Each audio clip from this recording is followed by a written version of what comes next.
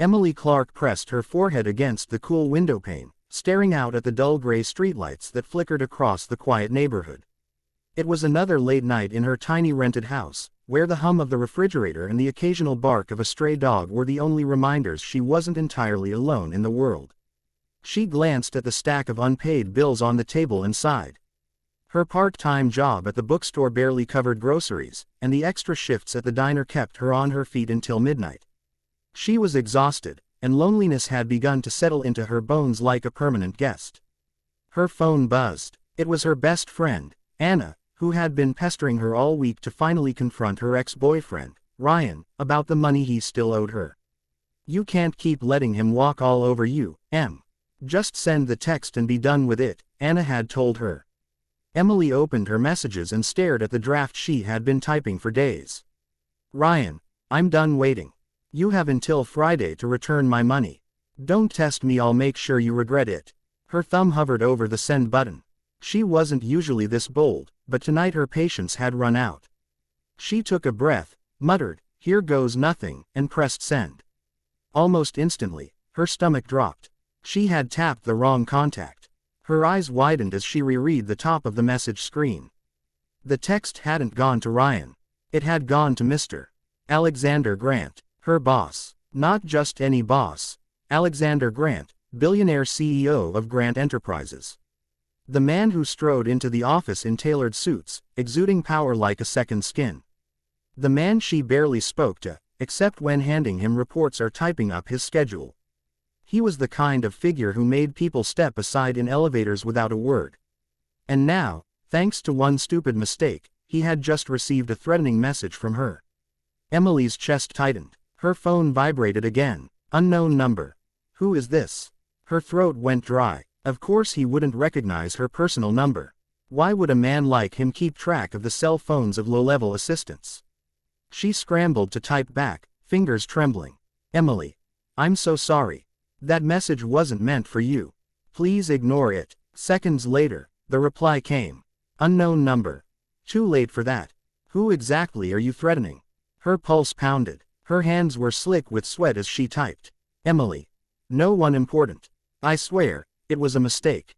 Please forget it." This time, there was no immediate reply. The silence stretched on, suffocating her with dread.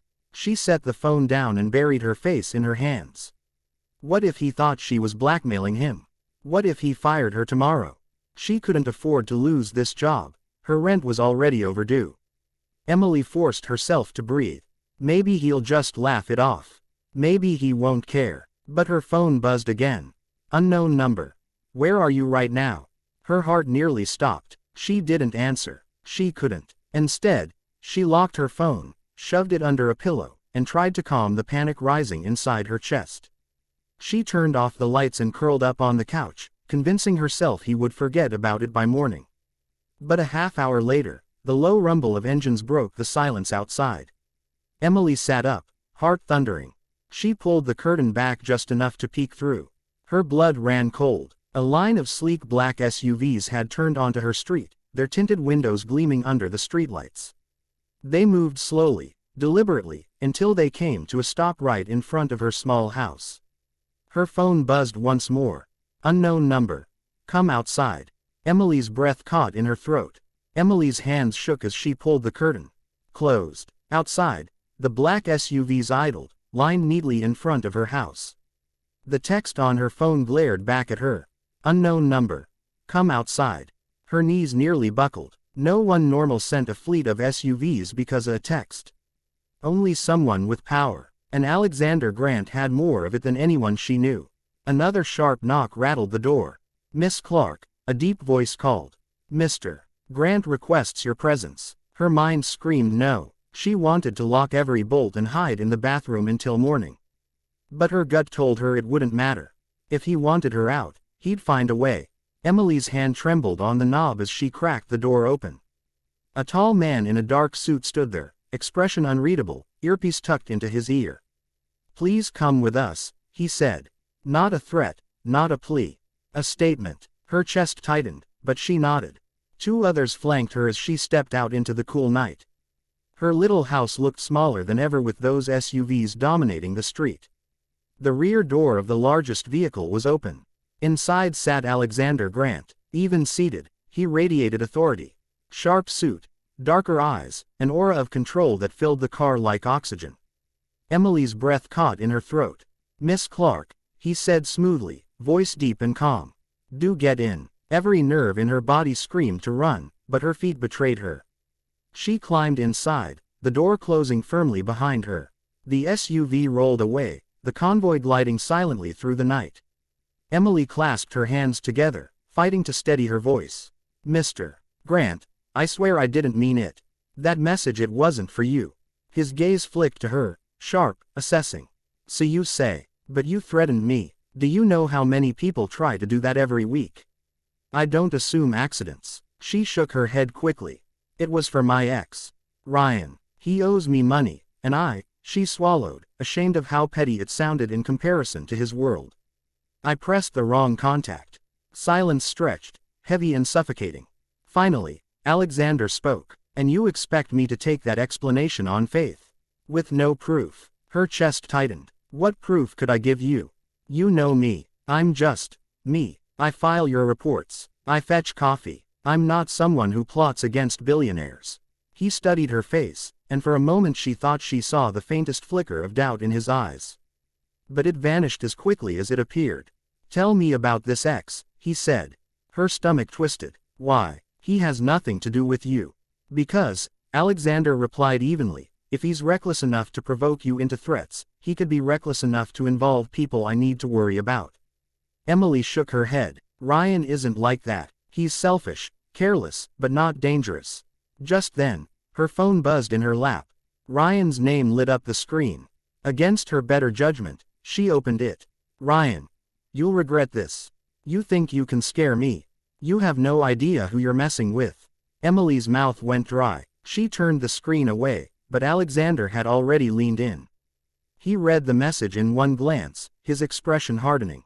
"Not dangerous?" he asked softly. Emily's stomach dropped. Ryan's words weren't just bitter, they hinted at something bigger, something she didn't want to imagine. Alexander tapped the message with one finger, then looked at her again. "This is why I don't take chances. My enemies don't always come with warnings. Sometimes, they arrive wrapped in mistakes." Her voice cracked. "I had nothing to do with this." His gaze didn't soften. "Perhaps. But until I know for certain, you stay where I can keep an eye on you." The SUV slowed. Emily looked out the tinted window. Gates taller than her house opened onto a sprawling estate. The mansion inside glowed with warm golden light, a palace of glass and stone.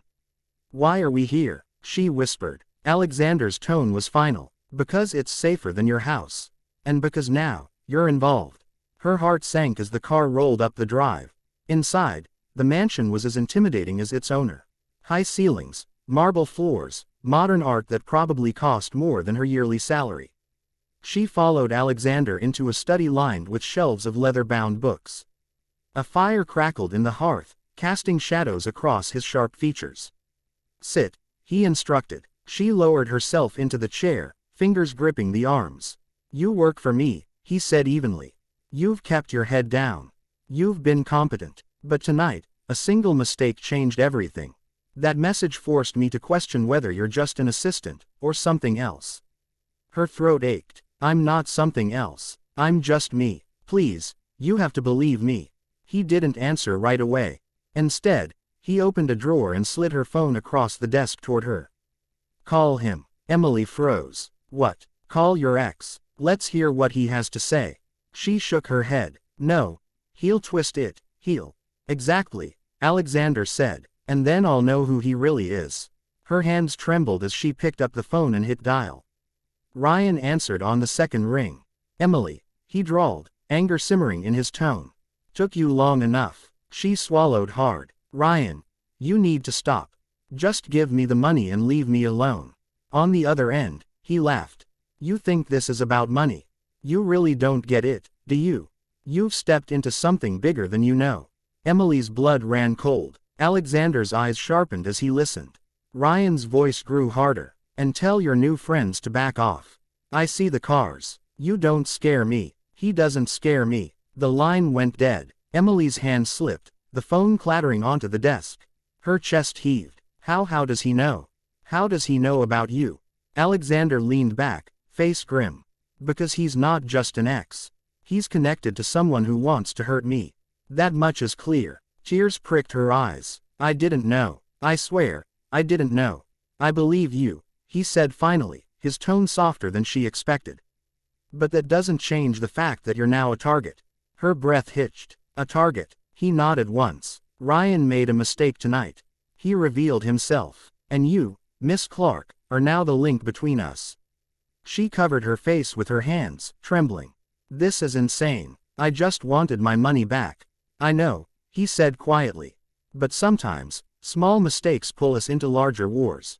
He stood, moving toward the fire. For a long moment, the crackling wood was the only sound. Then he spoke again, his voice lower, almost resigned.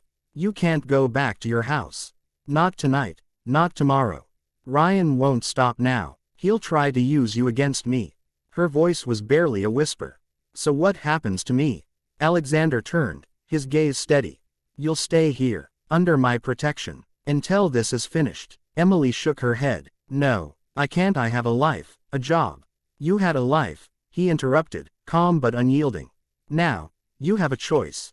Fight against this and get swallowed whole. Or trust me to keep you alive. Her eyes stung with tears. She wanted to scream, to tell him she never asked for any of this. But deep down, she knew he was right. Ryan's voice on the phone hadn't been a bluff. He was part of something darker. And now, she was caught in the middle. Finally, she whispered, I don't trust you. Alexander's lips curved in the faintest shadow of a smile. Good. You shouldn't. Trust will come later if we survive this. The fire popped in the hearth, sending sparks upward. Outside, the estate was guarded by black SUVs and watchful men. Emily realized her life would never be the same again. All because of one wrong text.